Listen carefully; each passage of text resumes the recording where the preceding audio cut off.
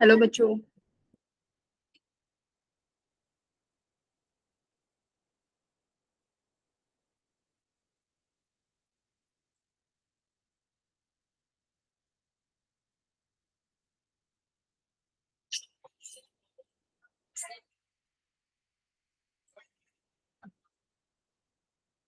नमस्ते मैम।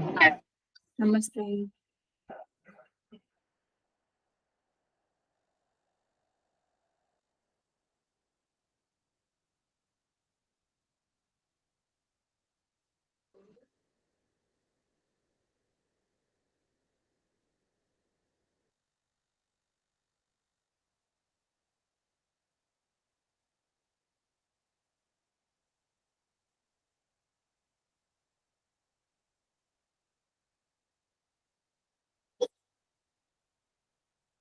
ये 8 ही बच्चे आए हैं।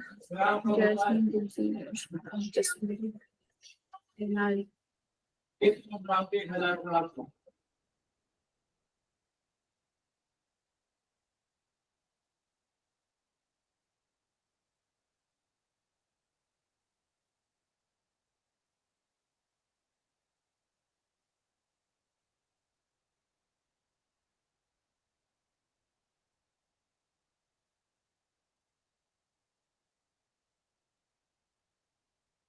ये BO4 है ना आज। ये हमारी क्लास में तो ऑप्टिक्स चल रहा है ना।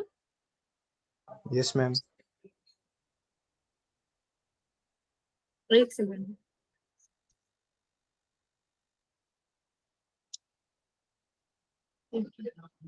थोड़ा सा आज इसका नाम दोनों ग्रुप में अपोजिट चला गया। तुम्हारे में रिफ्रैक्शन स्टार्ट होना है आज।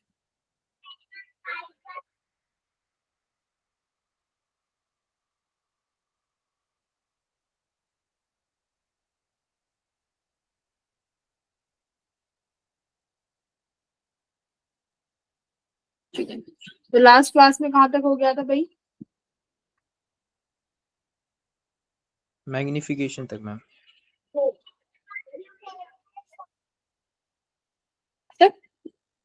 मिरर्स तक हो गया था ना, कॉम्बिनेशन ऑफ मिरर्स तक हम लोगों ने कंप्लीट कर लिया था, राइट। अब उसके यस। आगे हम लोगों को करना है, तो कॉम्बिनेशन ऑफ मिरर्स की DPP सॉल्व करी तुम लोगों ने? नहीं करी। ठीक है,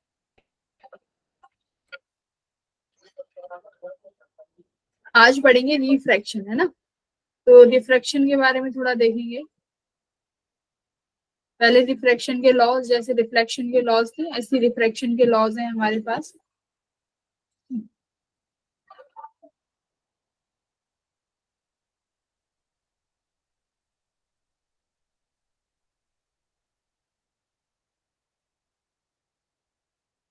कॉल ऐसे आते हैं जैसे कि हर मिनट में जैसे क्या काम याद दिलाना होता है हमें।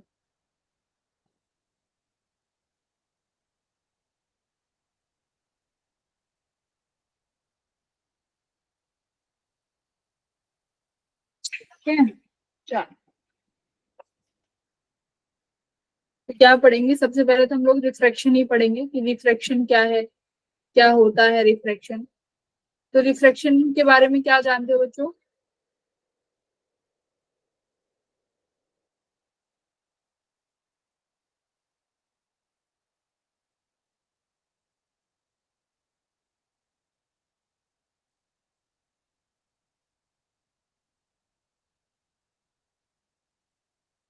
रिफ्रैक्शन,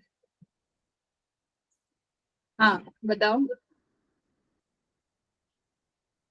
रिफ्लेक्शन और रिफ्रैक्शन ये तो बचपन के टॉपिक है। रिफ्रैक्शन से क्या जानते हो? कौन बताएगा? What is refraction? Bending of light. हाँ, बेंडिंग ऑफ लाइट। नहीं, बेंडिंग ऑफ लाइट तो नहीं है। Change in path of light from one medium to another. Very,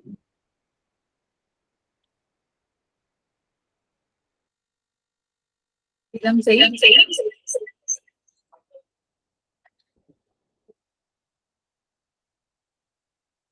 refraction बिल्कुल सही बोला। अभी तक हम लोग रिफ्लेक्शन कंप्लीट कर चुके हैं।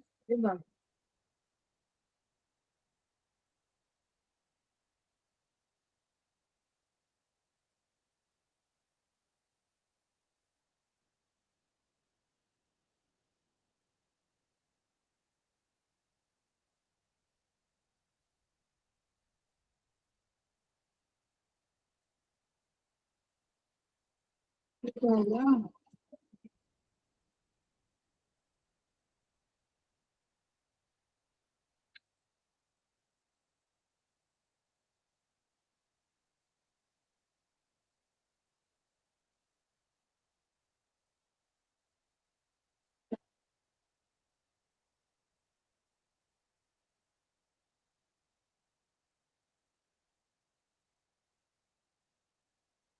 एक सेकंड रुकना बच्चों।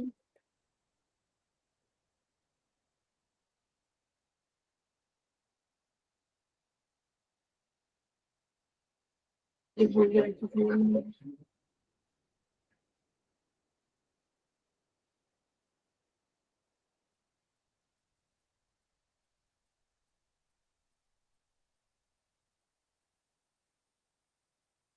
ठीक है, बिल्कुल सही बताया तुम लोगों ने कि रिफ्रैक्शन का मतलब होता है कि लाइट जब एक मीडियम से दूसरे मीडियम में ट्रेवल करती है तो क्या हो जाता है, लाइट के डायरेक्शन में चेंज आ जाता है ना। कि अगर सिंपली अगर समझाएं, मान लो तुम्हारे पास कोई भी एक बाउंड्री है जो कि दो मीडियम को डिवाइड कर रही है। मान लो ये एयर है, मैं बोल रही हूँ यहाँ पर कोई लेक है और यहाँ से हमारे पास वाटर स्टार्ट हो जाएगा, है ना। यहाँ पे ये वाटर वाली बाउंड्री।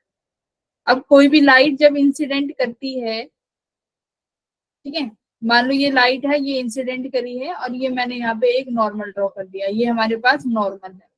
इंसिडेंट लाइट यहाँ से एक कोई एंगल बना रही है, ठीक है।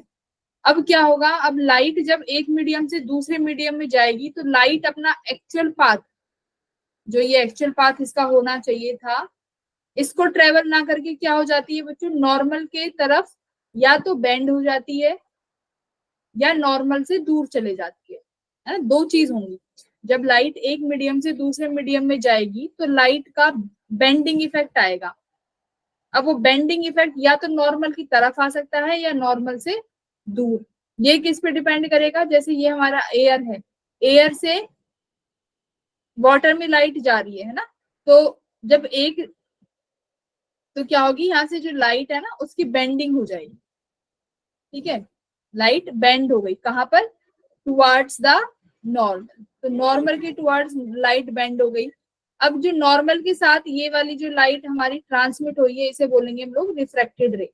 ये कौन सी रे है, जो रे रिफ्रैक्ट हो गई। तो ये रिफ्रैक्शन का मतलब क्या होता है कि जब लाइट एक मीडियम से दूसरे मीडियम में पास कर जाए, जबकि रिफ्लेक्शन में बाउंस बैक हो जाती थी, है ना। रिफ्लेक्शन बाउंसिंग बैक है, रिफ्रैक्शन में लाइट पास हो जाती है एक मीडियम से दूसरे मीडियम में, ठीक है। जो रे पास हो गई उसे रिफ्लेक्टेड रे बोला गया। अब ये नॉर्मल से एंगल बनाएगा और रिफ्लेक्टेड रे है तो ये एंगल आर हो गया बच्चों, ठीक है। This angle will be r. But एक चीज देखो, लाइट का एक्चुअल पाथ होना चाहिए था ये, जो कि इंसिडेंट रे का एक्चुअल पाथ है ना, बट लाइट इसको फॉलो ना करके बेंड हो गई। तो ये क्या है बच्चों, इसी को क्या बोला गया है, डेविएशन। कि जब लाइट रिफ्लेक्ट हुई तो कितना डेविएशन आया, तो इसे क्या बोल सकते हैं हम लोग, एंगल ऑफ डेविएशन। जैसे हम लोगों ने किस में कैलकुलेट किया था, रिफ्लेक्शन में। तो सिमिलरली ये एंगल ऑफ डेविएशन किस में आया है, रिफ्रैक्शन। तो ये क्या है तुम्हारा एंगल ऑफ डेविएशन। तो कैसे निकालेंगे, एंगल ऑफ डेविएशन किसके बराबर हो जाएगा, ये पूरा एंगल आई बनेगा ना, ये पूरा एंगल आई बनेगा। तो एंगल ऑफ डेविएशन किसके बराबर हो जाएगा, आई माइनस आर के बराबर, रिफ्रैक्शन। तो ये है। अब देखो, अब बात डिपेंड करती है कि मैम लाइट का बेंड होना दो तरीके से बताया है, या तो नॉर्मल के टुवर्ड्स बेंड होगी या फिर नॉर्मल के अवे बेंड होगी। ये किस चीज पे डिपेंड करेगा, अवे, मीडियम पे। मीडियम नॉर्मल पे। से अवे। ये डिपेंड करेगा बच्चों मीडियम पे, कि लाइट कौन से मीडियम में जा रही है ना। जैसे एयर है, तो एक बार बताओ, एयर ज्यादा डेंसर है कि वाटर ज्यादा डेंसर वाटर। वाटर। है ना, वाटर। ऑप्टिकल डेंसिटी की बात करेंगे यहाँ पे, डेंसिटी वैसी वाली मत ले लेना, यहाँ पे ऑप्टिकल डेंसिटी की बात करेंगे, जो डिपेंड करता है रिफ्रैक्टिव इंडेक्स पे, ठीक है। अब रिफ्रैक्टिव इंडेक्स पे कैसे डिपेंड करता है, सपोज करो एक लाइट जो है वो ट्रेवल कर रही है एयर में, ठीक है, एक लाइट ट्रेवल कर रही है वाटर में। क्या दोनों में लाइट की स्पीड सेम रहेगी, बताओ, स्पीड ऑफ लाइट क्या दोनों मीडियम में सेम रहेगी? नहीं। तो लाइट की स्पीड एयर में क्या होती है? कुछ अलग होगी, वाटर में कुछ अलग होगी, है ना। तो लाइट की स्पीड भी क्या होती है? मीडियम पे डिपेंड करती है, हाँ कि ना? Yes ma'am. Yes, ma'am. तो लाइट की स्पीड चेंज हो जाएगी, एक मीडियम से दूसरे मीडियम में लाइट की स्पीड वेरी हो जाएगी। तो लाइट की स्पीड का चेंज ही क्या दिखाता है हमें? ये रिफ्रैक्शन। रिफ्रैक्शन क्यों हुआ? क्योंकि स्पीड ऑफ लाइट एक मीडियम से दूसरे मीडियम में जब लाइट गई तो उसकी जो स्पीड है वो क्या हो गई? चेंज हो गई। तो देखो एयर में, तो एयर कैसा मीडियम है? एक रेयर मीडियम है, रेयरिफाई है ना, रेयर मीडियम है। तो लाइट की स्पीड रेयर एयर में ज्यादा होगी। बट जैसे ही लाइट पानी में जाएगी वहां पर उसकी जो डेंसिटी है, ऑप्टिकल डेंसिटी बच्चों, वो कंपैरेटिवली एयर के क्या है? ज्यादा है। तो जब लाइट ऐसे मीडियम में जाएगी जहां पर ऑप्टिकल डेंसिटी ज्यादा है, वहां पर लाइट की स्पीड क्या हो जाएगी? कम, है ना। लाइट की स्पीड वहां पर क्या हो गई? कम हो गई। तो तुम खुद भी देखो, अब जो वाटर है वो ज्यादा ऑप्टिकल डेंसर मीडियम है ना। एयर कैसा मीडियम है? रेयर मीडियम बोलोगे आप। तो जब कोई भी चीज, तुम एक बार बताओ, जैसे तुम बस में गए, बस में अगर भीड़ नहीं है, एकदम बस खाली है, तो तुम कैसे बैठते हो? सीट मिल गई, सीट पे बैठ गए, वरना खुले खुले रहते हो सब लोग। एक बार बताओ, बस में बहुत भीड़ है और तुम ऐसी बस में चढ़ गए, तो तुम क्या हो जाते हो फिर? कॉम्पैक्ट हो जाते हो ना भाई, थोड़ी थोड़ी जगह मिल रही है। सिमिलरली स्पीड के साथ, लाइट के साथ भी ऐसा ही है। तो लाइट देखो जब डेंसर मीडियम में जाएगी तो नॉर्मल के टुवार्ड्स आ गई। टुवार्ड्स का मतलब है जगह नहीं मिली तो नॉर्मल के तरफ, नॉर्मल के पास में आ गई। बट जब क्या होगा? अवे कब जाएगी? जब कैसे से मीडियम में जाएगी? डेंसर से रेयर में। यानी अगर रेयर मीडियम में लाइट जा रही है तो रेयर मीडियम कैसा मीडियम हो गया? जहां पे पार्टिकल सब दूर दूर है। तो लाइट क्या हो जाएगी? नॉर्मल से दूर चली जाएगी, है ना। जो लाइट रे है वो नॉर्मल से दूर बेंड हो जाएगी। तो क्या चीज अभी तक समझी? दो चीज समझी कि लाइट रिफ्रैक्शन जब होगी तो लाइट रे का या तो नॉर्मल की तरफ टुवार्ड्स होगा या नॉर्मल से अवे होगा। रीजन क्या है? कि लाइट की स्पीड जो है डिफरेंट मीडियम में डिफरेंट होती है, ठीक है। जो रेयर मीडियम है उनमें स्पीड ऑफ लाइट ज्यादा है, जो ऑप्टिकली डेंसर मीडियम है उनमें स्पीड ऑफ लाइट कम है। तो स्पीड ऑफ लाइट कम है तो मतलब वहां पर पार्टिकल एक दूसरे के ज्यादा कंजेस्टेड है। तो कंजेस्टेड होने की वजह से जो तुम्हारी रे है, इसको मैं एग्जाम्पल की तरह समझा रही हूँ, जो तुम्हारी रे है वो क्या हो जाएगी? नॉर्मल की तरफ आ जाएगी, क्योंकि भीड़ है। समझो डेंसर मतलब भीड़ है ना। डेंस का मतलब क्या होता है? कोई एरिया ऐसा समझ लो जहां पर भीड़ बहुत ज्यादा है। तो वो जो लाइट जानी थी वो क्या हो जाएगी? नॉर्मल की तरफ आ गई। अगर उसे खुला खुला मीडियम मिलेगा तो नॉर्मल से दूर चली जाएगी, ठीक है। अभी इतना था इसमें। अब थोड़ा सा देख लेते हैं डेफिनेशंस। क्या कह रहा है देखो, change in the properties of light when it pass through medium of different optical density.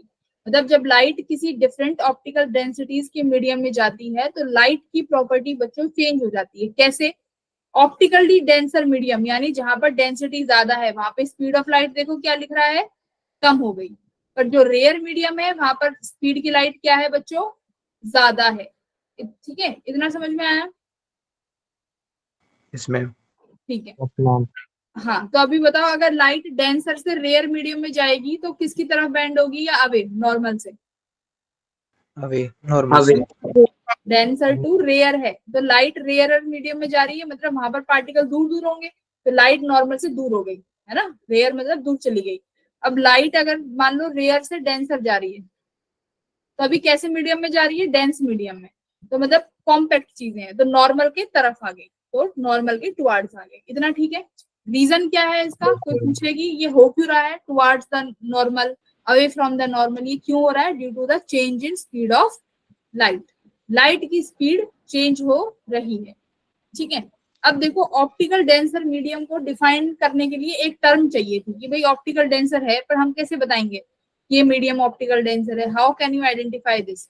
तो कैसे बताया हमने? स्पीड ऑफ लाइट के टर्म्स में, कि स्पीड ऑफ लाइट कम हो गई, ज्यादा हो गई, है ना।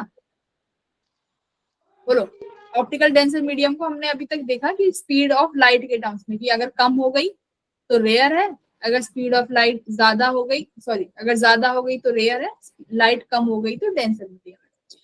तो इसके वजह से एक टर्म आता है हमारे पास बच्चों, रिफ्रैक्टिव इंडेक्स। रिफ्रैक्टिव इंडेक्स क्या बताता है? ये बताता है एक किसी भी मीडियम की प्रॉपर्टी बताता है कि मान लो किसी मीडियम में लाइट ट्रेवल कर रही है, उस मीडियम में light as compare to vacuum कितना कम हो जाएगी। भाई वैक्यूम में तो मैक्सिमम होती है स्पीड ऑफ लाइट कितना, c 3 × 10⁸ वैक्यूम में तो मैक्सिमम स्पीड है। बट वहीं अगर तुम पानी में अगर लाइट की स्पीड को कैलकुलेट करोगे तो वो कम आएगी।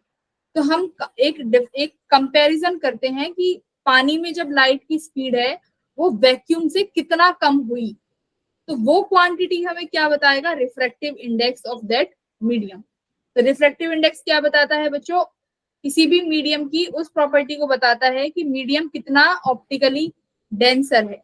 जितना डेंसर मीडियम होगा उसका रिफ्रैक्टिव इंडेक्स बच्चों कम होगा कि ज्यादा, स्पीड ऑफ लाइट कम हो गई ना और भी ज्यादा, तो कितना कम हो जाएगी, c/v। तो n किससे डिनोट किया गया है, रिफ्रैक्टिव इंडेक्स से। क्या बताता है, speed of light in vacuum upon speed of light in medium. ठीक है, अब मान लो मैं कह रही हूँ किसी मीडियम का रिफ्रैक्टिव इंडेक्स बच्चों कितना है, 2 है। सपोज करो मैंने तुम्हें बोला रिफ्रैक्टिव इंडेक्स इज 2। देखो क्वांटिटी कैसी है ये, डायमेंशन, इसके कोई डायमेंशंस है एंड रिफ्रैक्टिव इंडेक्स के? No ma'am. No ma'am. एक नंबर ma'am. है, तो ये एक नंबर है क्योंकि दोनों स्पीड कट गई, तो मैंने बोला रिफ्रैक्टिव इंडेक्स 2 है। इसका मतलब क्या है, देखो स्पीड ऑफ लाइट तो c रहेगी, मैं यहाँ पे रखती हूँ, और v हमें मालूम नहीं, तो v निकालेंगे, और ये किसके बराबर है, 2 के बराबर। ठीक है, तो यहाँ से इसको देखो करो, c = 2v, तो v किसके बराबर हो गया, c/2, यानी 2/2 इसका रिफ्रैक्टिव इंडेक्स 2 है। इसका मतलब वहां पे स्पीड की लाइट वैक्यूम से 2 टाइम्स कम हो गई, मतलब हाफ हो गई। ठीक है, अगर यही रिफ्रैक्टिव इंडेक्स 3 होता तो हम कहते वहां पर जो स्पीड ऑफ लाइट है वो वैक्यूम के कंपैरिजन में 1/3 हो गई। ठीक है, ये मतलब है रिफ्रैक्टिव इंडेक्स का। तो ऑल टुगेदर तुम्हारा रिफ्रैक्टिव इंडेक्स ऑप्टिकल, किसी भी मीडियम की ऑप्टिकल डेंसिटी को बताएगा। ठीक है जी। हाँ, अच्छा नहीं खाते। माइक ऑफ करो। तो ये था हमारा एब्सोल्यूट रिफ्रैक्टिव इंडेक्स, यानी speed of light in a vacuum upon speed of light in a medium. तो किसी भी मीडियम में हमें कितनी स्पीड है, अगर रिफ्रैक्टिव इंडेक्स है तो we can easily calculate it. जैसे पानी की देखो कितना है, 1/4/3, ग्लास का कितना है 1.5, मतलब ग्लास में अगर लाइट जाएगी तो वो 1.5 टाइम्स कम हो जाएगी उसकी स्पीड। डायमंड्स में कितनी कम हो गई, 2.4, मतलब c/2.4 कम हो गई। ठीक है, डायमंड में। तो ये है, ये टर्म्स है एब्सोल्यूट रिफ्रैक्टिव इंडेक्स। अब एक टर्म है बच्चों रिलेटिव। रिलेटिव रिफ्रैक्टिव इंडेक्स कैसे निकालेंगे, मान लो एक रिफ्रैक्टिव इंडेक्स है ग्लास का, एक है हमारे पास वाटर। तो ग्लास का रिफ्रैक्टिव इंडेक्स देखो कितना दिया हुआ है 1.5, और वाटर का कितना दिया हुआ है 4/3। अब मैं बोलूं कि मुझे रिलेटिव बताओ, ठीक है, कि एक दूसरे के रिलेटिव अगर हमें जानना है कि ग्लास का refractive index as compare to water कितना है, तो ये टर्म अब एक दूसरे के साथ रिलेटिव में आ गई। तो रिलेटिव में कैसे निकालेंगे, देखो अगर मैं लिखूं refractive index of glass relative to water, तो कैसे लिखेंगे, रिफ्रैक्टिव इंडेक्स ऑफ ग्लास, जो टर्म पहले आई है वो ऊपर आएगी, जो टर्म बाद में आई है उस टर्म को बाद में लिखना है। ठीक है, तो अब बाकी तुम्हें ग्लास का इंडिविजुअली निकालना आता ही है, कैसे, क्या है, n = c/v, c अपॉन में velocity of light in glass divided by c। Water के लिए क्या लिखेंगे, c upon velocity of light in water, है ना, तो c से c कैंसिल हो गया। अब v देखो क्या आ गया,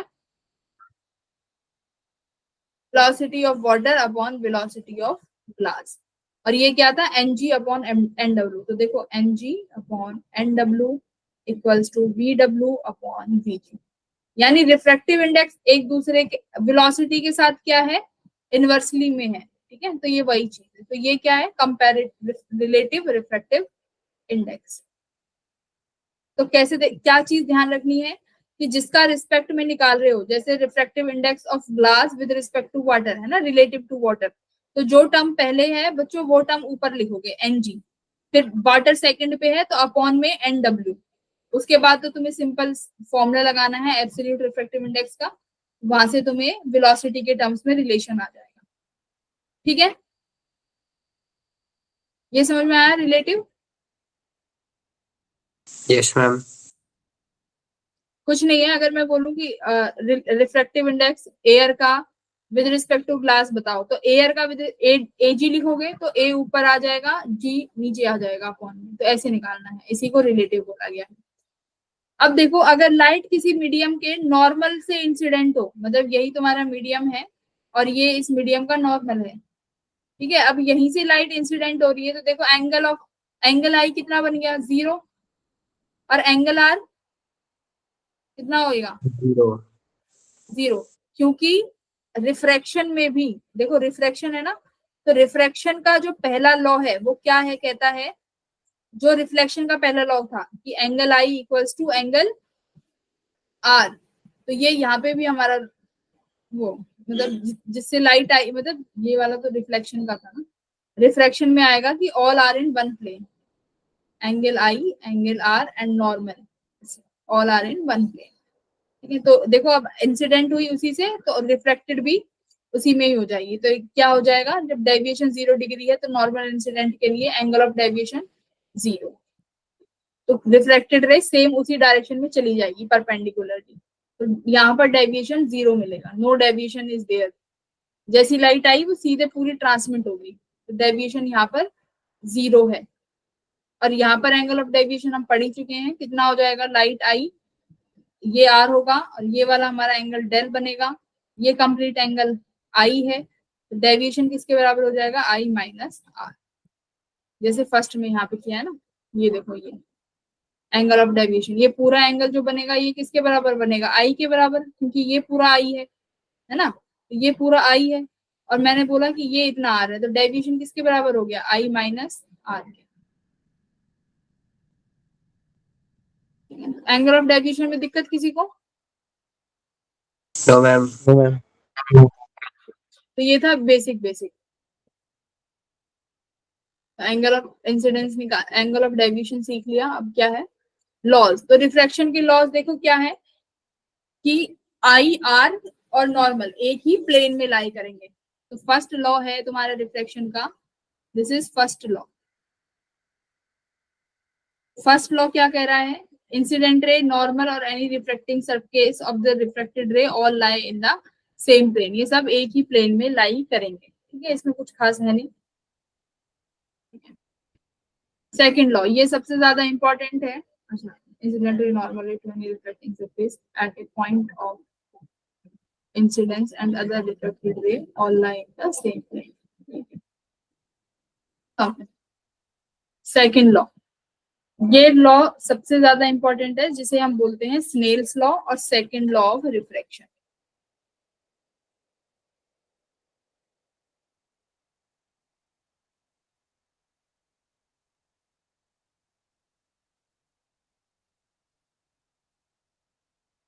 सेकेंड लॉ ऑफ रिफ्रैक्शन, तो रिफ्रैक्शन के भी तुम्हारे पास दो लॉ है। पहला लॉ समझ चुके हैं कि तीनों एक ही प्लेन में होंगे।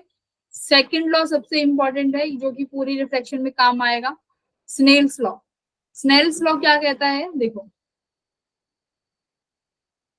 मान लो किसी भी मीडियम पर जहां पर हमारी लाइट क्या हो रही हो, एक मीडियम से दूसरे मीडियम में जा रही हो, तो वहां के पॉइंट पे हम लोग क्या अप्लाई कर सकते हैं, स्नेल्स लॉ लगा सकते हैं। इन्होंने क्या बोला कि जो भी तुम्हारी रिफ्लेक्टेड रे है और जो इंसिडेंट रे है, इनका जो एंगल बनेगा वो कुछ इस तरीके से बनेगा, है ना। उन्होंने क्या बोला कि जो एंगल बनेगा जैसे sine i upon sine r, reflected और इंसिडेंट रे के साइन जो एंगल्स होंगे वो कैसे होंगे, इनवर्स रेशो में होंगे, किसके, रिफ्रैक्टिव इंडेक्स के।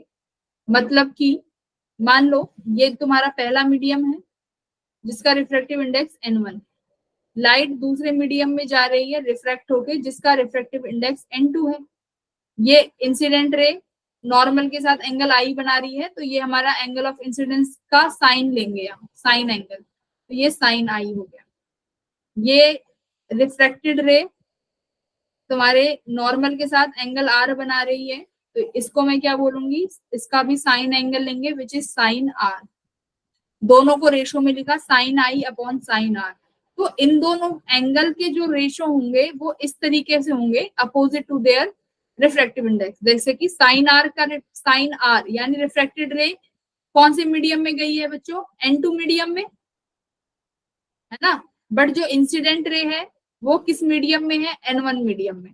तो इन दोनों का इनवर्स रेशो लिखा है, देखो साइन आर का N1 लिखा है जो कि अपोजिट है, साइन आई का N1 था बट हमने अपोजिट लिखा है N2। तो ये एक दूसरे के इनवर्स के रेशो पर बराबर है, या फिर इसमें क्रॉस मल्टीप्लाई करके भी लिख सकते हो, N1 sine i equals to N2 sine r. ये कहां पर लगेगा, बाउंड्री पे लगेगा, ठीक है। तो बाउंड्री पे देख लो और कैसे याद रख सकते हो, ध्यान से देखो, स्नेल्स लॉ लगाना है बाउंड्री पे, ठीक है। यहां से हम एंगल ऑफ इंसिडेंस और एंगल ऑफ रिफ्लेक्शन निकाल सकते हैं, और अगर हमें सिर्फ और सिर्फ रिफ्रैक्टिव इंडेक्स दिया हो तो स्नेल्स लॉ का ये काम है। क्या काम है, आई आर बहुत आसानी से निकाल लेंगे अगर हमें रिफ्रैक्टिव इंडेक्स मालूम है तो, पर किस रेशो में लिखना है वो देखो, वो बहुत इंपॉर्टेंट है। मान लो इंसिडेंट रे N1 मीडियम में है यानी एयर, ठीक है। सेकंड जो रिफ्रैक्टेड रे है ये N2 मीडियम में है, ठीक है। ये साइन आर और ये एंगल ये हो गई साइन आई। तो साइन आई के साथ इसका मीडियम N1, तो ये रहा N1 sine I. Sign are के साथ इसका medium N2, N2 sine r. ये दोनों एक दूसरे के बराबर होंगे और यहीं से कंपोनेंट आ जाएगा क्या, sine i upon sine are equals to N2 upon N। बोलो, ये बस इतना ही है स्नेल्स लॉ।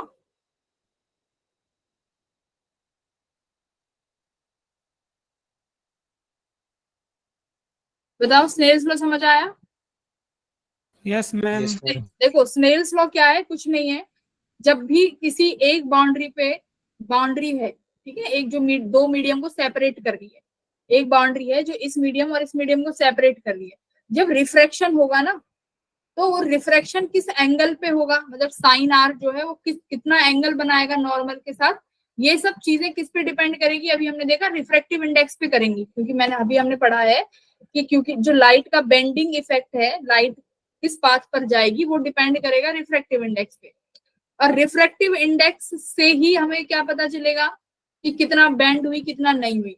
तो वही है, sine i upon sine r जो होंगे वो किस पे डिपेंड करेंगे, रिफ्रैक्टिव इंडेक्स, बट एक दूसरे के अपोजिट पे, ठीक है। तो sine i upon sine r एक दूसरे का अपोजिट वाला रिफ्रैक्टिव इंडेक्स आएगा। अगर आर का मीडियम N2 है तो उसका इक्वल्स टू में देखो N1 आया है, ठीक है। या फिर इन दोनों के प्रोडक्ट से याद रख लो, दोनों में से किसी भी फॉर्मूले से याद कर सकते हो। ये तो स्टडी है, ये पाया गया कि एंगल और जो आई आर है इनके बीच में एक रिलेशन है जो कि रिफ्रैक्टिव इंडेक्स से मैच कर रहा है ना। तो अगर आपके पास रिफ्रैक्टिव इंडेक्स है तो you can easily find angle i and angle r, है ना। तो ये चीज थी, यही हमारा क्या है, स्नेल्स लॉ है, ठीक है। Sine i upon sine are equals to N2 upon N1। और वेलोसिटी से भी क्या देखा था हमने, N equals to C upon V है।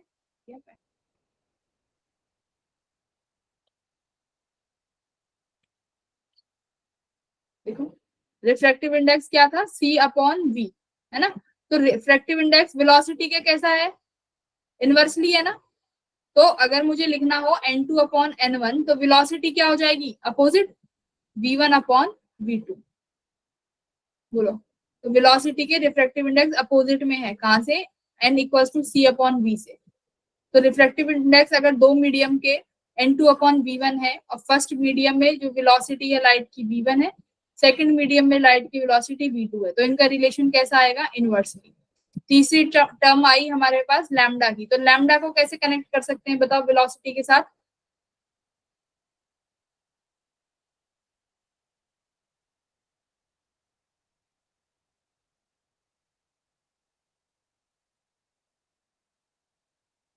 ऐसे लिख सकते हैं ना, जैसे हमारे पास ऐसे याद कर लिया करो, distance equals to velocity into time होता है। लैम्डा जो है वो क्या है, एक तरीके की वेवलेंथ है, और वेवलेंथ की यूनिट किस में होती है, डिस्टेंस में।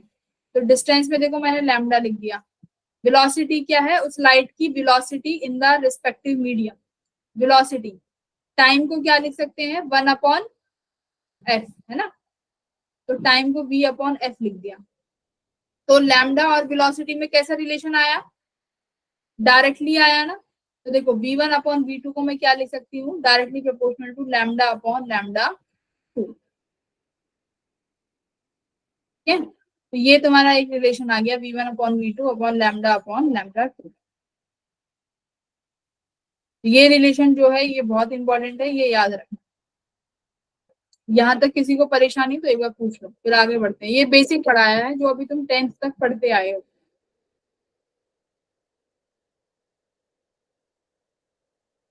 इशिता समझ आया?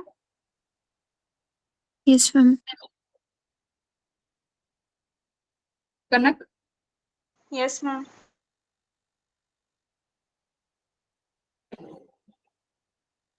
तो लॉ ऑफ स्नेल्स लॉ कौन समझाएगा एक बार और, कार्तिक बताओ जरा।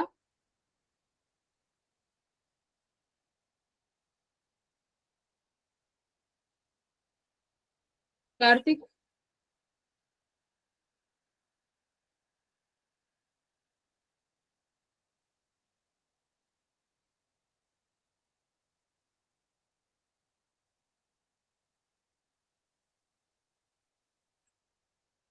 बोलो भाई।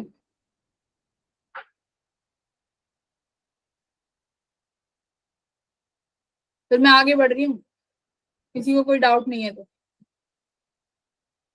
Yes, ma'am.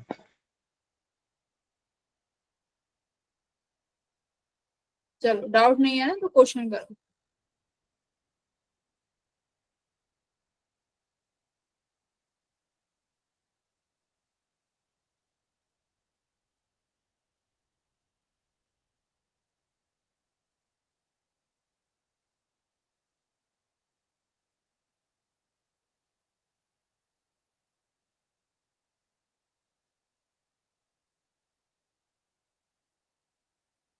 वाटर से एयर में जा रही है लाइट, ठीक है, तो इस मीडियम पे स्नेल्स लॉ लगा सकते हो, इस पॉइंट पे स्नेल्स लॉ लगा दो। मैम ये थीटा अल्फा बताना है, थीटा अल्फा बताना है ये। हाँ, एंगल थीटा अल्फा बताना। तो ये तो इंसिडेंट रे हो गई ना फिर, और ये हो गई फिर रिफ्रैक्टेड रे। ठीक है, सर ये वाला एंगल भी नहीं गिवन है क्या, when the angle made by the ये वाला एंगल, हाँ गिवन तो है, sine inverse 3/5। Ma'am sine inverse 4/5 answer. 3/5 कितना होता है, चलो 4/5 अगर एंगल इसमें निकालना है तो इसमें निकाल। 53।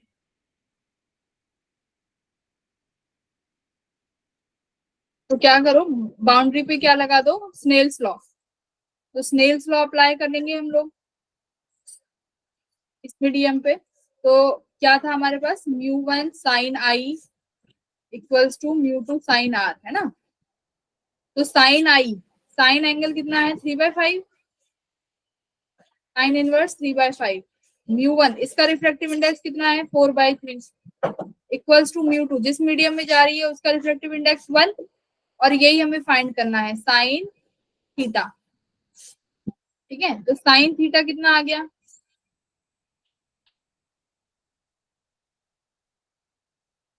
Sine inverse 3/5। अब ये थीटा है, इसको और क्या लिख सकते हो, साइन इनवर्स, या फिर एंगल में लिख लो ना डायरेक्ट। साइन 3/5 किसके बराबर हो जाएगा, मैम साइन इनवर्स 3/5 तो साइन एक बार भी था इसके।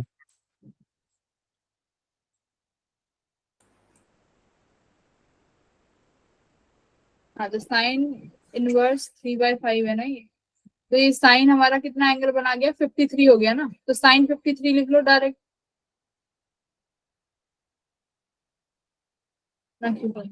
हम डायरेक्ट 3/5 ही लिख लो, ये भी मत लिखो। हाँ ये भी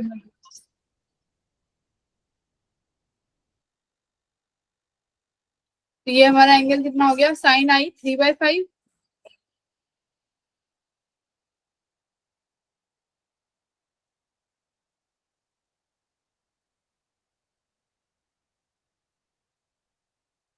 तो 3 कैंसिल, और ये कितना आ गया 4/5। तो हमारे पास थीटा की वैल्यू आ गई 4/5 साइन थीटा, ठीक है। और थीटा कितना बनेगा, ये कौन सा एंगल बना,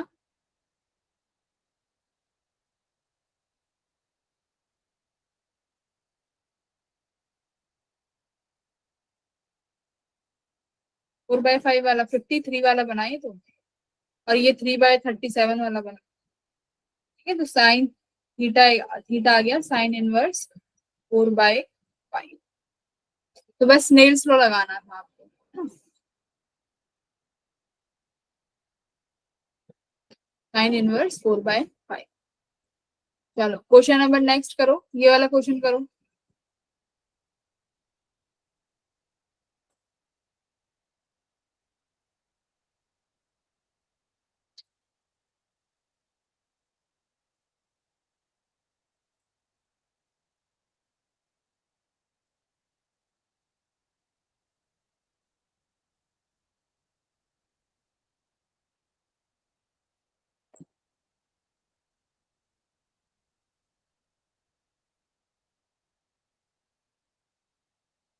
तो स्नेल्स लॉ में कुछ नहीं करना, बस जो बाउंड्री है ना वहां पे बस वो लगा दो, म्यू और sine i equals to mu sine r बस। और ये म्यू वही है जिसमें तुम्हारी रिफ्लेक्टेड रे ट्रेवल करेगी और जिसमें तुम्हारी इंसिडेंट रे ट्रेवल करेगी बस।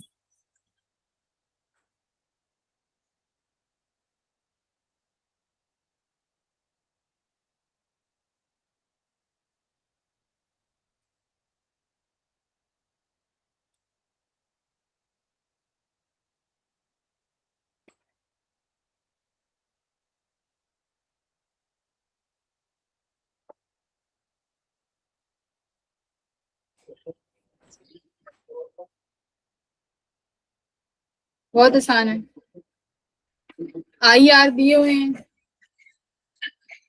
एयर का तो मेरे रिफ्लेक्टिव इंडेक्स पता ही है,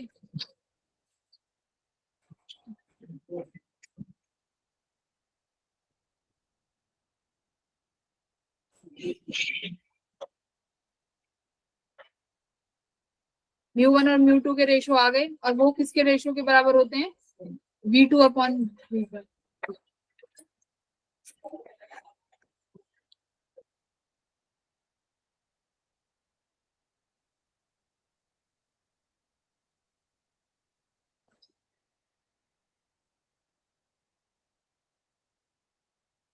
बहुत इजी है।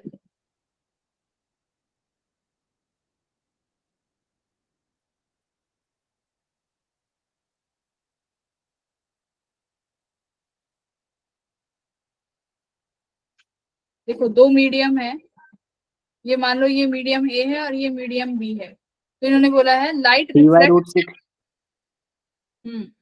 चेक करेंगे, light reflect from medium A to medium B, तो रिफ्लेक्ट हो गई मीडियम ए से मीडियम बी में, एंगल्स भी दिए हुए हैं, तो इनके angle sine i upon sine r, ये किसके बराबर आ जाएंगे, इनके इनवर्स रेशो यानी μ2/μ1 के, है ना। तो यहाँ से क्या आ गया, म्यू और म्यू के रेशो, और μ2/μ1 किसके बराबर हो जाता है, स्पीड ऑफ लाइट। अच्छा ए बी की बात कर लेते हैं, sine i upon sine r, तो साइन ए कौन सा मीडियम है, मीडियम ए, तो ये मीडियम ए यहाँ जाएगा, रिवर्स हो जाएगा ना, ये मीडियम अपॉन म्यू है। वेलोसिटी कैसी आ जाएंगी इनकी, इनवर्स, तो ये हो जाएगा वेलोसिटी ए अपॉन में वेलोसिटी बी। ए की वेलोसिटी कितनी है फाइंड करनी है, बी की कितनी है c/3, तो ये गई c/3, और यहाँ से किसके एंगल आ गए, sine i upon sine r 45 1/√3, तो 1/√2, और ये कितना हो जाएगा √3/√2, √2 से 2 कट गया, ये ऊपर चला गया यानी √3 equals to VA upon c/3, है ना, ये हो गया। तो 3 VA अपॉन ये हो जाएगा तुम्हारा √3, मैम ये कैसे हो गया मैम, 1/√2/√3/2 है ना, साइन 45 1/√2 होता है ना, हाँ और वो √3/2 होता है, हाँ, तो 1/√2 और ये √3/2। तो √2 बच जाएगा ना। हाँ मैम, यही आंसर आया था मेरा भी, सही है। बट ये मैंने बोला ही नहीं, इतना बेकार आंसर है मैम। बेकार जो आएगा वो ही आंसर है। हाँ ठीक है, ये भी। Sine i upon sine r निकालोगे, वहां से वेलोसिटीज के रेशियो इनवर्स हो जाएंगे। अब इसमें वैल्यूज में रख देना। Your answer will be √2 times of c upon 3√3। तो ये तुम्हारे आंसर है। ये वाला इक्वेशन जो लिखी है, इस इक्वेशन से निकाल देना ये इक्वेशन।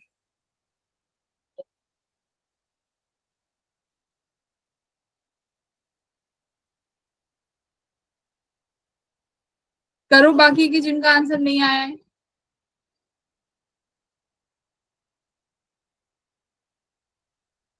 फॉर्मूले में रखना था बस।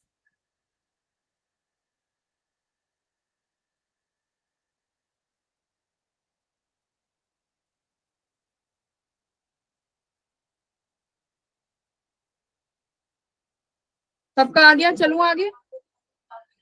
Yes, ma'am. Yes, ma'am.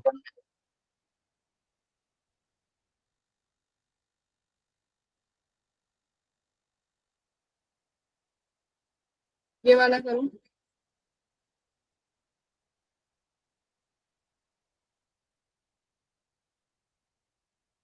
Are और आर डैश निकालने हैं और find the total deviation. Light ray is incident on a glass sphere at an angle of incidence 60 degree.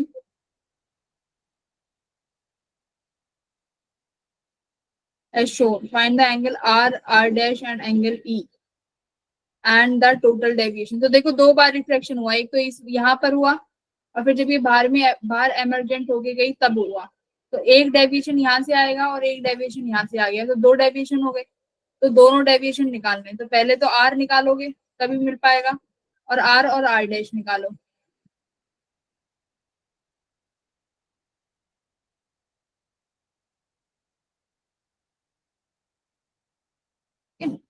तो फिर से दोनों बाउंड्रीज पर स्नेल्स लॉ लगाना है, कुछ अलग है नहीं, है ना। दोनों बाउंड्रीज पे हम लोग स्नेल्स लॉ लगाएंगे, कुछ अलग ही नहीं है। N2 गिवन है, रिफ्रैक्टिव इंडेक्स, इसका भी रिफ्रैक्टिव इंडेक्स गिवन है। तो ये इंसिडेंट लाइट जो आई पहले कौन सी मीडियम में थी, फर्स्ट मीडियम में, और जब एंटर हुई तो √3 में थी। तो एंगल इंसिडेंट भी गिवन है, तो यहाँ से एंगल R आ गया, है ना। अब ये एंगल ये √3 हो गया, तो ये रे जो हो गई ये इंसिडेंट रे बन गई, और जो ये रे चली गई ये रिफ्लेक्टेड रे हो गई इसके लिए। तो आई वाला मीडियम √3 और रिफ्लेक्टेड रे वाला मीडियम एयर 1। अब देखो बात रही अब डेविएशन की, तो डेविएशन कैसे निकालेंगे, नॉर्मल ड्रॉ करना पड़ेगा, है ना। नॉर्मल ड्रॉ करो, ये तो सीधा वहां से आंसर दिया हुआ है ना तुम्हें।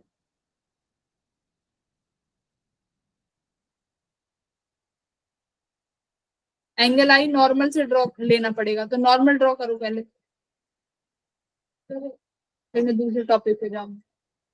करो।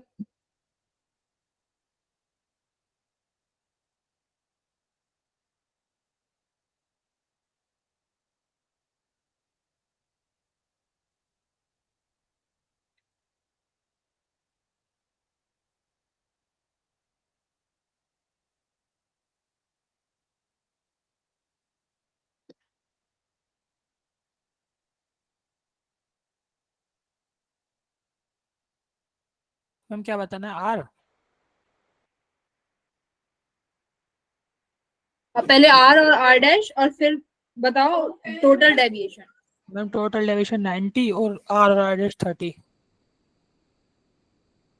टोटल डेविएशन बच्चों 90 नहीं है, चेक करो जरा।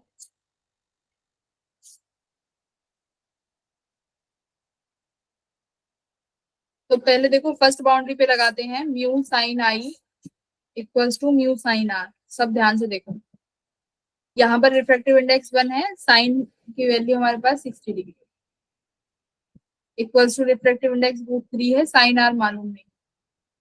साइन कितना है ये 60 डिग्री, साइन 60 कितना हो जाता है √3/2, और ये कितना है हमारे पास √3।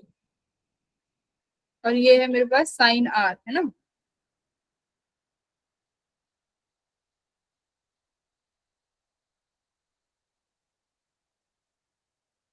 तो ये साइन आर कितना आ गया 1/2, यानी 30 degree. R will be 30 degree. तो आर 30 डिग्री हो गया। Similarly by geometry r dash भी तुम्हारा 30 डिग्री हो जाएगा। कौन से एंगल हो गए ये वाला थीटा और ये वाला एंगल ना, एडजेसेंट साइड। तो एंगल ये भी 30 डिग्री आर डैश वाला।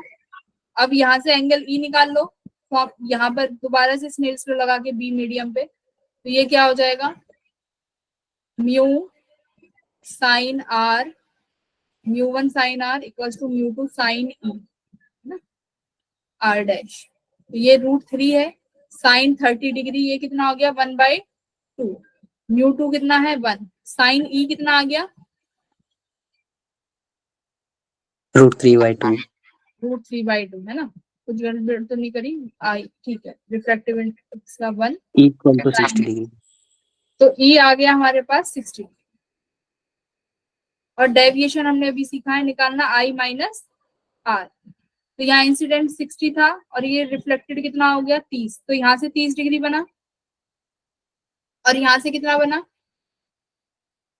60 माइनस 30, 30 डिग्री यहाँ से आ गया। तो 30 और 30 कितना आ गया टोटल डेविएशन 60 60 डिग्री आ गया ना। तो ये 60 डिग्री आएगा। भाई 90 कैसे आ गया। लिख तो दे रहा 60 थोड़ी देर बाद। हाँ 60 ठीक है, मुझे 90 सुना। हाँ वो गलती हो गई थी थोड़ी सी। तो 60 डिग्री तो बहुत आसान है। हर पॉइंट पे बस तुम्हें क्या लगाना है, स्नेल्स लॉ लगाना आना चाहिए। यस कनक मैम। कुसुम लड़कियां, किसी को परेशानी है यहाँ तक, बहुत लड़कियां चली गई।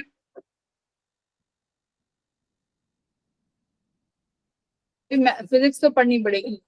अब देखो ये सबसे इम्पोर्टेंट टॉपिक है एपरेंट डेप्थ वाला, है ना। ये बहुत अच्छा भी है, समझने में भी आसान है, हो जाएगा एपरेंट डेप्थ। क्वेश्चन में डीपीपीज करनी पड़ेंगी। एपरेंट डेप्थ क्या होता है, जैसे कि दो मान लो तुम्हारे पास कोई एक टैब है ना, एक टब है, कोई टब है, उस टब में पानी भरा हुआ है, उस टब में पानी है और कोई कॉइन रखा हुआ है, पड़ा हुआ है उस टब में, और तुम ऊपर से देख रहे हो।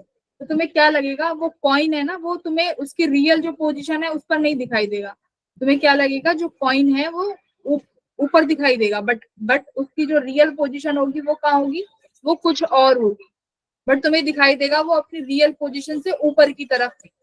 तो इन्हीं को बोलते हैं एपरेंट पोजीशंस, है ना। जैसे कि मान लो तुम स्विमिंग पूल में हो, तो स्विमिंग पूल जैसे कहीं पे रिवर में भी जाते हैं तो सुंदर सुंदर कई बार स्टोन्स दिखते हैं ना, तो वो हमें क्या लगता है कि वो बहुत नजदीक है हमारे, क्योंकि हमें दिखते हैं क्लोज, बट वो एक्चुअली में वो क्लोज होते ही नहीं है। उनकी जो एक्चुअली डेप्थ होती है वो उससे कहीं ज्यादा होगी, बट हमें अपीयर क्या होगा, एपरेंट डेप्थ। तो मान लो रियल डेप्थ यहाँ है, एक्चुअली में वो ऑब्जेक्ट यहाँ है, तुम्हें कहाँ दिखाई देगा, थोड़ा सा ऊपर। क्यों, क्योंकि रिफ्रैक्शन की वजह से। तो रिफ्रैक्शन की वजह से जो भी चीजें ऊपर से देखी जा रही हैं, ठीक है, और हम जो है ऑब्जर्वर वो दूसरे मीडियम में है यानी एयर में, और मैं जहां उस ऑब्जेक्ट को देख रही हूँ वो किसी और मीडियम में यानी पानी में, है ना। तो हमारे मीडियम अलग अलग है, यानी ऑब्जर्वर अलग मीडियम में है और जिस चीज को हम देख रहे हैं ऑब्जेक्ट को वो अलग मीडियम में है। तो ऐसे में क्या होगा, एक रिफ्रैक्शन का फिनोमिना होता है ना, रिफ्रैक्शन होगी। तो वो रिफ्रैक्शन होगी, जो लाइट रेज हमारी आंखों में जाएंगी वो इस तरीके से आएंगी कि हमें लगेगा कि जो ऑब्जेक्ट है वो तो इस तरफ है, बट एक्चुअली में वो वहां नहीं होगी। जैसे कि देखो यहाँ पे दिखाया हुआ है, मान लो ये एयर है, हम लोग यहाँ पे खड़े होके, ऑब्जर्वर मान लो यहाँ पर है, ये ऑब्जर्वर भाई साहब है, ये एयर में बैठे हुए हैं और ये पानी है, ठीक है। पानी में मान लो ये ऑब्जेक्ट पड़ा हुआ है, ठीक है, दिस इज ऑब्जेक्ट। अब देखो होगा क्या, ऑब्जेक्ट्स हमेशा याद रखना, जहां ऑब्जेक्ट होगा ना वहीं से लाइट रेज निकलती हैं, क्योंकि वहां से लाइट रेज निकल के ऑब्जर्वर की आंख में जाएंगी, तभी वो ऑब्जेक्ट दिखाई देगा, चाहे किसी भी मीडियम में। तब देखो ऑब्जेक्ट से मैंने लाइट रेज निकाली, एक लाइट रेज तो नॉर्मल के थ्रू चली गई, तो वो सीधी चली गई, ठीक है। एक मान लो यहाँ से ये लाइट रे गई, बिल्कुल गई गई गई गई। अब ये बी पॉइंट पे आके लाइट क्या हो जाएगी, बी पॉइंट पे क्या होगी, लाइट रिफ्रैक्ट होगी ना, अलग मीडियम है। तो अलग मीडियम है तो लाइट देखो कैसे जा रही है, डेंसर टू रेयर जा रही है। तो डेंसर टू रेयर कैसे जाएगी लाइट, बताओ। Away from the normal. मान लो ये तो नॉर्मली हो गया, लाइट गई बी मीडियम पे, ठीक है, लाइट चलेगी बी मीडियम पे। अब अगर ये इसका नॉर्मल तो ऐसे ही है, मैं नॉर्मल ड्रॉ करती हूँ, ये नॉर्मल, ठीक है, इस मीडियम का। अब लाइट रे तो नॉर्मल से अवे हो जाएगी क्योंकि डेंसर से रेयर जा रही है ना, तो लाइट रे मैंने अवे बेंड कर दी। अब देखो ऑब्जर्वर यहाँ है, अब जो रेज उसकी आंख में जाएंगे उसको तो वही चीज दिखाई देगी, तो एक्चुअली रे तो यहाँ से आ रही है, बट अगर मैं इसको बैकवर्डली रिट्रेस करूं तो ऑब्जर्वर को लगेगा कि नहीं लाइट रेज तो यहाँ से आ रही है। तो ये क्या हो गया, देखो रियल डेप्थ ये थी और एक्चुअली में तुम्हें और जो तुम्हें दिख रहा है यानी जिसको एपेरेंट बोला गया है वो यहाँ हो गई। अगर ये ओ पोजीशन है तो तुम्हें ओ डैश पर दिखाई देगी। अब देखो ये ऊपर की तरफ शिफ्ट हो गया, तो इसी को बोला गया है एपेरेंट पोजीशन। तो यही फाइंड करनी होती है। सवाल कैसे आएंगे कि मान लो रियल डेप्थ ये है तो ऑब्जर्वर को ये जो ऑब्जेक्ट है कितनी दूर पर दिखाई देगा, कितनी डिस्टेंस पर दिखाई देगा, या कितनी पोजीशन शिफ्ट हो गई, है ना। अब सरफेस बाउंड्री से जो ऑब्जेक्ट है ये कितनी दूरी पर है, रियल ऑब्जेक्ट बाउंड्री से जो एपरेंट ऑब्जेक्ट है वो कितनी दूरी पर है। तो इस तरीके के कुछ सवाल यहाँ से बनेंगे, ठीक है। तो कैसे सॉल्व करने होते हैं, ज्यादा सिर्फ एक चीज याद रखो, क्या याद रखना है, दो मीडियम है ना, दो मीडियम है, एक तो जहां पर ऑब्जर्वर बैठा हुआ है और जहां पर ऑब्जेक्ट है। तो ऐसे में जब भी एपरेंट पोजीशन और एपरेंट डेप्थ की बात होगी ना, तो देखो ऑब्जेक्ट एक मीडियम में होगा और दूसरे मीडियम में ऑब्जर्वर होगा। दोनों एक मीडियम में तो हो नहीं सकते, बताओ कि दोनों एक मीडियम में हो जाएंगे। अगर एक ही मीडियम में हो गए तो रिफ्लेक्शन होगा ही नहीं, तो एपरेंट की तो बात ही नहीं आई। तो हमेशा दोनों अलग अलग मीडियम में होंगे। तो देखो जिस मीडियम में ऑब्जेक्ट है उसके अपोजिट मीडियम में ऑब्जर्वर को बैठा दो। तो यहाँ तो ऑब्जेक्ट है तो ऑब्जर्वर को दूसरे मीडियम में बैठा दो, जैसे मैंने यहाँ ऑब्जर्वर बैठा दिया, ठीक है। और यहाँ पर रिफ्रैक्टिव इंडेक्स ऑब्जर्वर वाला एयर है और जहां पर ऑब्जेक्ट है उसका रिफ्रैक्टिव इंडेक्स कितना है, वाटर वाला है सपोज करके, ठीक है। अब क्या करना है तुम्हें, एपरेंट पोजीशन फाइंड करनी है। तो हमेशा जो डिस्टेंस लेना है, अभी जो मैं फॉर्मूले में बताऊंगी, सपोज करो जो बाउंड्री है, ठीक है, जो बाउंड्री से जो एपरेंट पोजीशन है बच्चों वो डी डैश है, ठीक है, और जो बाउंड्री है वहां से जो ऑब्जेक्ट का डिस्टेंस है वो कितना है, डी है। ध्यान से सुनो, बाउंड्री से डिस्टेंस लेनी है, ठीक है, कहां से लेनी है, बाउंड्री से है ना, बाउंड्री से डिस्टेंस लेनी है हमेशा, चाहे ऑब्जर्वर कितनी ही ऊंचाई पे बैठा हो। मान लो ये बाउंड्री है, ऑब्जर्वर चाहे बाउंड्री से कितनी ही दूर हो, ठीक है, तो बाउंड्री से डिस्टेंस ली, रियल ऑब्जेक्ट जो है डी डिस्टेंस पर है और एपरेंट जो पोजीशन आई है वो डी डैश आई है। तुमसे पूछा है तो बताओ कितना हो जाएगा, ठीक है। तो अभी तक वाटर का रिफ्रैक्टिव इंडेक्स कितना पढ़ते आए हैं, म्यू डब्ल्यू। तो कैसे निकालेंगे, ध्यान से देखो कैसे निकालेंगे,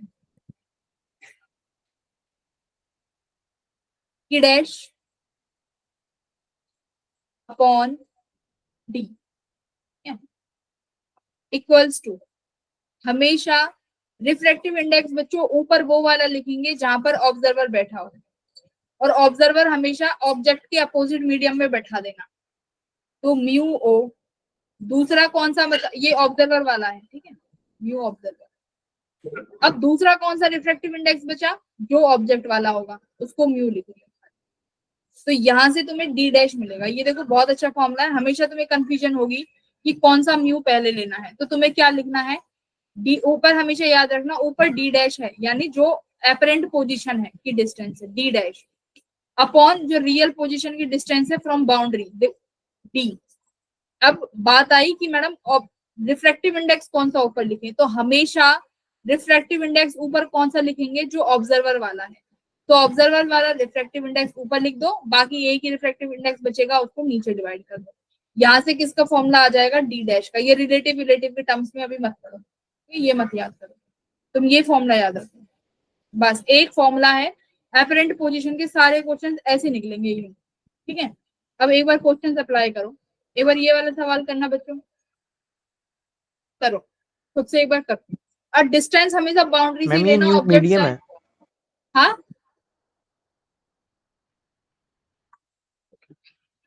मैम ये new new is observe the medium है रिफ्रैक्टिव ना? Index of medium. दो रिफ्रैक्टिव इंडेक्स होंगे ना, एक तो जहां ऑब्जेक्ट होगा, जहां ओके ऑब्जर्व मैम। लिया, नीचे कौन सा बचा, ऑब्जेक्ट वाला, तो वो ऑब्जेक्ट वाला हो गया। ठीक है, बस ये याद रखो, ऊपर ऑब्जर्वर वाला आएगा और ऊपर डी डैश आएगा, डी डैश और ऑब्जर्वर, डी डैश ऑब्जर्वर वो ऊपर आएंगे, बाकी के जो भी डिस्टेंसेस हैं रियल ऑब्जेक्ट और ऑब्जेक्ट का रिफ्रैक्टिव इंडेक्स वो नीचे लिखते हैं। करो ये क्वेश्चन।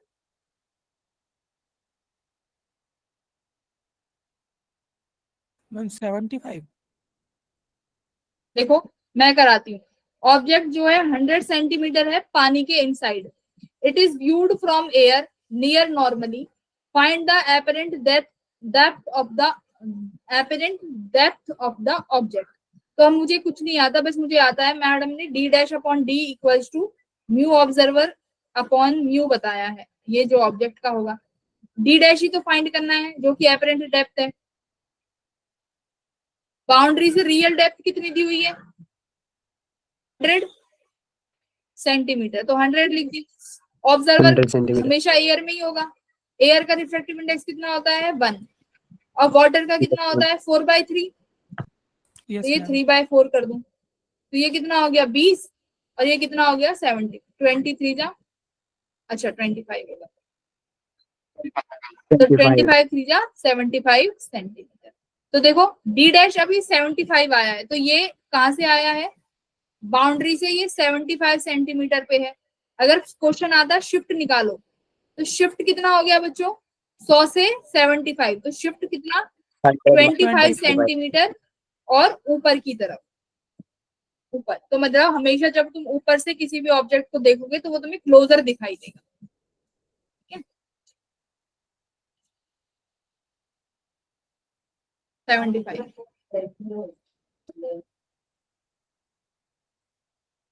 जो अभी लेटरल डेप्थ के बाद में करेंगे, एक दो क्वेश्चन ना इसके और कर लो, क्योंकि अपेरेंट पोजीशन वाला अच्छा मतलब इंपॉर्टेंट टॉपिक है। मैं एक सेकंड इसके ना वो ढूंढ, वेव ऑप्टिक्स, कहीं वेव दिख रही है क्या, वेव ऑप्टिक्स,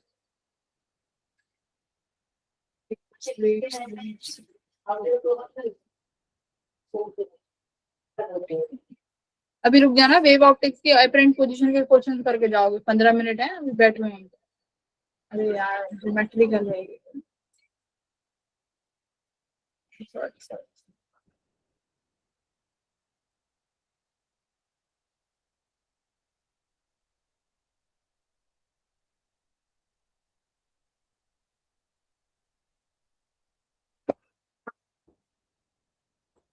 मिल गया।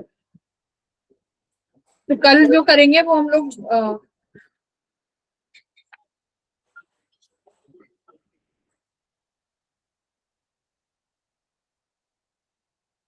ठीक है, रिफ्रैक्शन ऑफ लाइट। ठीक है, अभी ये वाला थोड़ा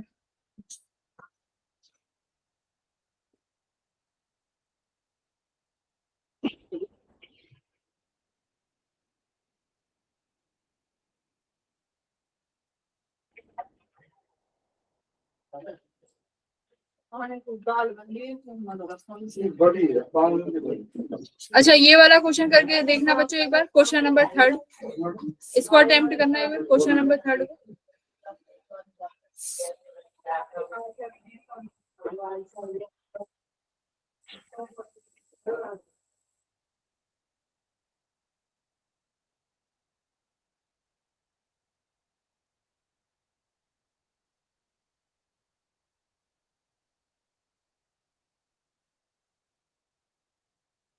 यहाँ पे देखो इन the figure shown the angle made by the light ray with the normal in the medium।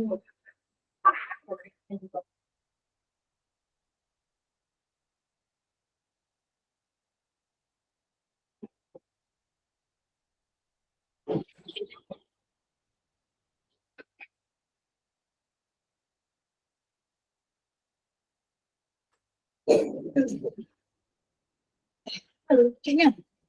और कल की क्लास में क्या करेंगे, प्रिज्म और TIR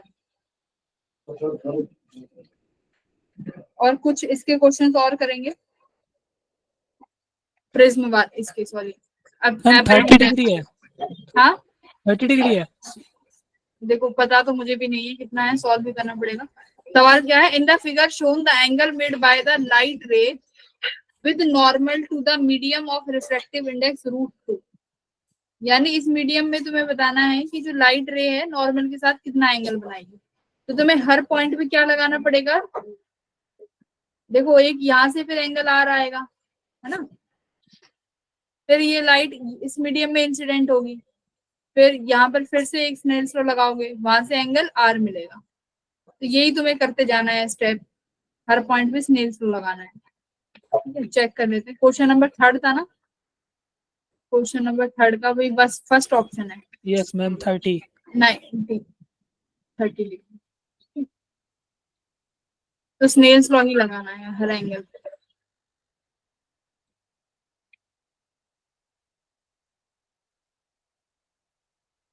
हाँ ये रेक्टेंगल एपरेंट डेप्थ, ये एपरेंट डेप्थ। क्वेश्चन नंबर 3 करो सभी।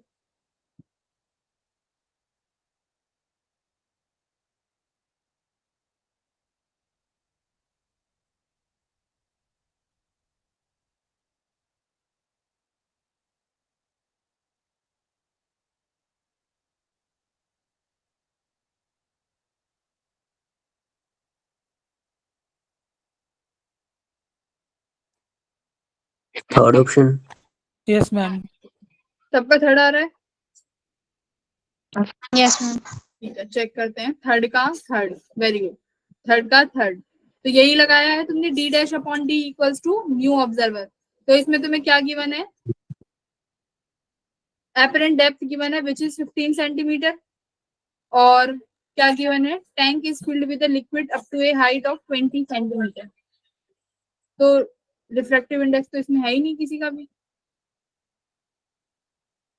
A tank is filled with the liquid to a height, ठीक है। तो 20 centimetre the apparent depth of the needle lying at the bottom। अच्छा दोनों डिस्टेंस गिवन है, एक 20 और एक 15 है ना। तो D'/D equals to mu observer by mu दे देगा।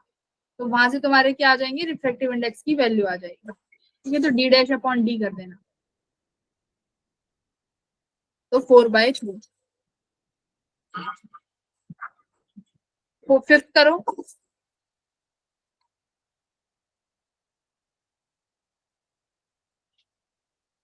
ऑब्जर्वर का रिफ्रैक्टिव इंडेक्स मतलब एयर है फिर, है ना, तो एयर में बैठ के देखेगा वो।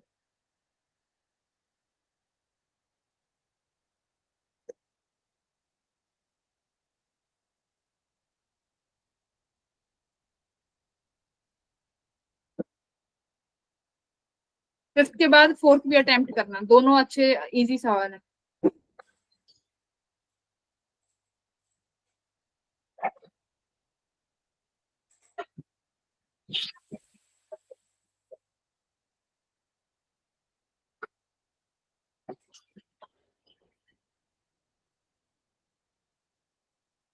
फिफ्थ का 4th ऑप्शन। हाँ 5th क्या हो जाएगा, D'/D equals to mu observer upon mu, है ना। तो एक fish at a depth of 12 centimetre in water is viewed by the observer. तो ऑब्जर्वर कौन सी हाइट देखेगा, एपरेंट। तो एपरेंट कितनी हो गई, 12, और म्यू ऑब्जर्वर का दिया हुआ है, डी निकल जाएगा यहाँ से, है ना। तो you will calculate D from here, D'12 हो गया, डी निकाल लो, म्यू ऑब्जर्वर कितना है 1, और ये रिफ्रैक्टिव इंडेक्स कितना हो गया 4/3। तो यहाँ से डी निकालो, कितना आ गया, कितना आया डी, 9 सेंटीमीटर। हाँ डी तो मैम गिवन है ना 12 centimetre. a fish at a depth of 12 centimeter is in water is viewed by an observer। ये 12 सेंटीमीटर शायद वो हाइट है जो ऑब्जर्वर देख पा रहा है। A fish at a depth of 12 centimeter in water is viewed by observer लिखा हुआ है, देखो तो ये D' होगी ना फिर, a fish at a depth of 12 centimeter in water.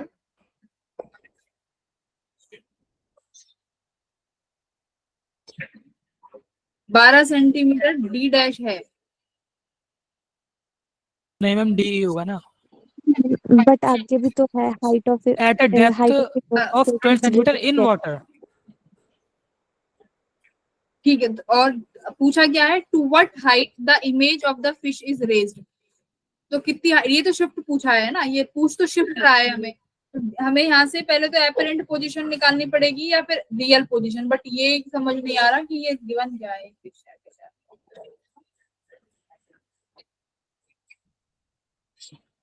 D है. यहाँ पर दो मीनिंग निकल रहे हैं भाई इस क्वेश्चन. मुझे तो लग रहा है कि दो मीनिंग निकल रहे हैं यहाँ से. दो आंसर बिल्कुल आ सकते हैं.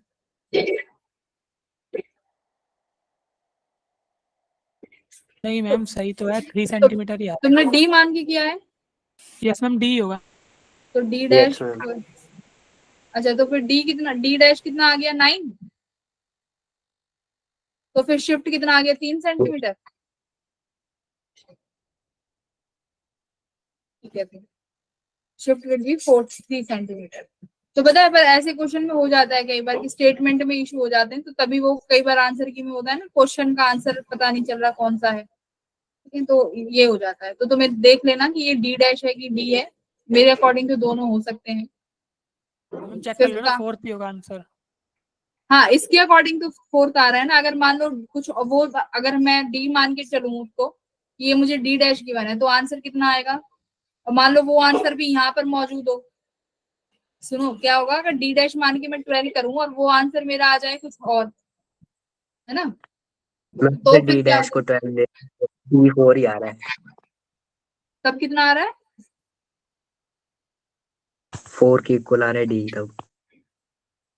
अच्छा तब 4 के इक्वल आ रहा है. तो 12 में तो आंसर इसमें है ही नहीं. ठीक है फिर हो सकता है, पर फिर आपका आंसर 3 ठीक है. तो कई बार क्या होता कि अगर मान लो डी डैश लेके करती 12 को और वो आंसर कुछ ऐसा आता जो इस आंसर की में मौजूद है, तब वो कंट्रोवर्सी क्रिएट करती है कि आंसर क्या होगा क्या होगा. तो ये होता है. अभी देख लेते हैं फिफ्थ का फोर्थ, है ना. तो अभी तो ऑप्शन ही नहीं था और हमारे पास, तो फिफ्थ का फोर्थ है.